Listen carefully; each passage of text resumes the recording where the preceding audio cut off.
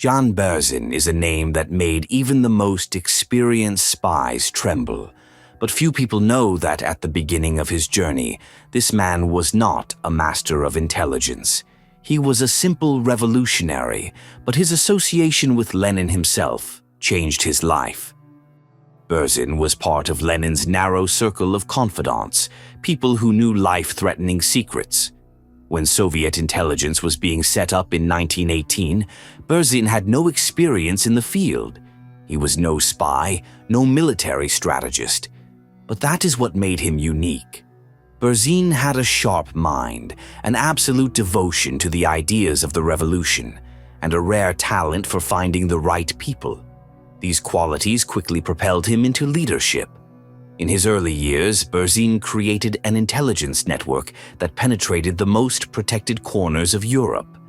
He realized that the key to success was not only the recruitment of agents, but also the ability to train them. Berzin personally developed methods of training spies, creating a legendary intelligence school where the best agents of the USSR were trained. Soviet intelligence began in conditions of chaos. Russia had just undergone a revolution, with enemies all around it. In such an environment, the new authorities realized that it was impossible to survive without information. But how to create intelligence when the country has no experience in espionage? The answer was found quickly: to do everything in the strictest secrecy. That's how the Fourth Directorate was born. A common name that hid a real intelligence network. It was not just a group of spies. It was a whole system where each agent knew his place and purpose. Yan Bersin understood. To remain invisible, his men had to disguise themselves as the most unexpected characters. But not everything was so simple. Berzin's spies were caught, interrogated, sometimes executed. But each time new ones took their place. This was the strength of the system. Each agent knew that he was working not just for money or fame, but for an idea. The idea that Berzin instilled in his men, the idea of a powerful and protected country. Soviet intelligence did not just collect information, it possessed secrets that the world's strongest powers did not even suspect. One of the most high-profile operations was the extraction of blueprints for American military aircraft. In the 1930s, the US was developing the latest bomber models, which were supposed to be invulnerable in the sky. But even before the first aircraft took off, the blueprints were already on the table of Soviet engineers. And it was all thanks to Berzin's agents, who acted under the guise of journalists and diplomats. They were able to establish contact with the employees of the factories and obtain important data. These blueprints allowed the Soviet Union to create its own analogs and be ready for new threats. But Berzin didn't limit himself to technical secrets. He realized that real success in intelligence was access to the enemy's plans. That's why he personally devised a plan to infiltrate Soviet agents into the German high command even before the outbreak of World War II. His men worked in Berlin under the guise of diplomats, journalists, and even employees of German ministries. They didn't just gather information, they influenced decisions that were made at the highest levels. One of Bersin's agents was able to become a personal assistant to a high-ranking German general. This agent knew about German military plans long before they became known to the world. He transmitted data to Moscow, where each of his reports was studied personally by Stalin and Berzin. Soviet intelligence under the leadership of Yan Bersin knew how to not only gather information, but also to eliminate enemies when necessary. Its arsenal included not only spies and scouts, but also elite snipers, invisible assassins who decided the fate of entire nations with a single shot. Berzin realized that sometimes diplomacy didn't work. Sometimes you had to take out the enemy in such a way that no one would guess who was behind it. That's when Operation Snipers came into being. Under this code name was hidden a network of specially trained agents who operated abroad. Their goal was to eliminate those who threatened the Soviet Union. On the account of Berzin and his team, dozens of liquidations, which were known only in the Kremlin. Politicians, generals, traitors, anyone who threatened the USSR could have been the next targets, and none of them knew they were already being hunted. But the most frightening thing was not the fact of the liquidations, but the way they were carried out. Berzin created legends for his agents, allowing them to act like ordinary citizens. Some were journalists, some were traders, and some were diplomats. But behind this mask was a professional assassin who could be around at any minute. One of Berzin's most incredible achievements was recruiting members of the British Parliament. These people, unknowingly, worked for Soviet intelligence.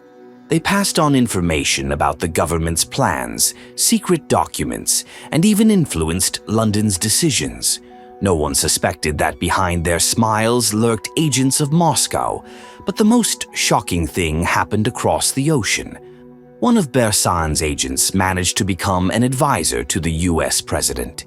He sat next to the leader of the free world, took part in meetings, knew about Washington's secret plans. And all this data ended up on Berzin's desk. This man was so convincing that the Americans considered him their own. But his every move was controlled from Moscow. Why were Berzin's agents so successful? Because Berzin didn't just choose spies. He found people who could change the world. His men could influence decisions, create crises, and prevent wars. But Berzin's spy network was not only strong, it was stealthy. No one knew how many agents were working for the Soviet Union. Even the agents themselves didn't know each other. This made the network invulnerable, and if someone fell into a trap, no one could reveal the others.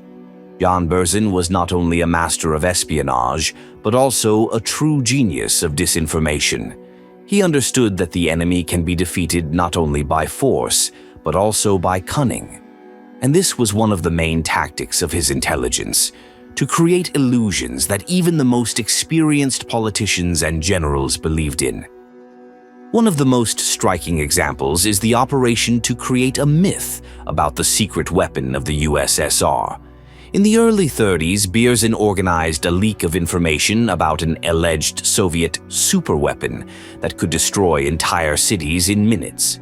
In fact, such weapons did not exist, but false documents, photographs, and testimony of witnesses were so convincing that the countries of Europe believed in this lie. They began to urgently build up their armaments, spending millions on defense against a non-existent threat. But Berzin's disinformation was not limited to fictitious weapons. Soviet agents under his direction distributed false documents that were indistinguishable from the real ones. One such case was the forging of secret negotiations between two European countries. These documents fell into the hands of Western intelligence agencies, which mistook them for the truth and began making decisions based on the false information. In one operation, Berzin created an entire network of fake news articles that were distributed through Western newspapers. The articles were written by Berzin's agents themselves, posing as journalists. This news gave Western leaders a false idea of the USSR's plans, forcing them to make mistakes and decisions that were favorable to Moscow. But why was the disinformation so effective? Because Berzin knew people believe not only facts, but also what they want to hear. He exploited his enemies' fears, their suspicion, and their desire to know more than others. Berzin created stories that Western leaders themselves wanted to believe to be true. He was the man who created the USSR's most dangerous intelligence service. He knew the secrets of enemies, ran a spy network around the world, and personally made decisions on which the fates of countries depended. But one day the system he was protecting turned against him. In the late 1930s, a wave of repression swept the Soviet Union. Stalin saw enemies everywhere, and even the most loyal people became suspicious. Berzin was no exception. His influence and knowledge inspired fear. He knew too much, ran agents abroad, and was close to the country's top leaders. At the time of his arrest in 1938, Berzin was accused of spying for the enemy. His services to the USSR were instantly forgotten. Instead of orders, an indictment. Instead of gratitude, interrogations and torture. In the interrogation protocols, he was called a traitor, spy, and enemy of the people. None of those he defended took his side, but the system did not stop there. After Berzin's arrest, his closest associates were also under attack. Those who had worked with him, set up intelligence, trained agents, were executed or exiled to camps. It was an operation to destroy not only Berzin himself, but all those who knew his secrets. Secret agents who had once served his intelligence were now disappearing one by one. Those who were still at large were forced to testify falsely against their former boss. The system was sweeping away everyone connected with Berzin so that no one could tell the truth. In 1938, after a short and closed trial, Yan Bersin was sentenced to execution.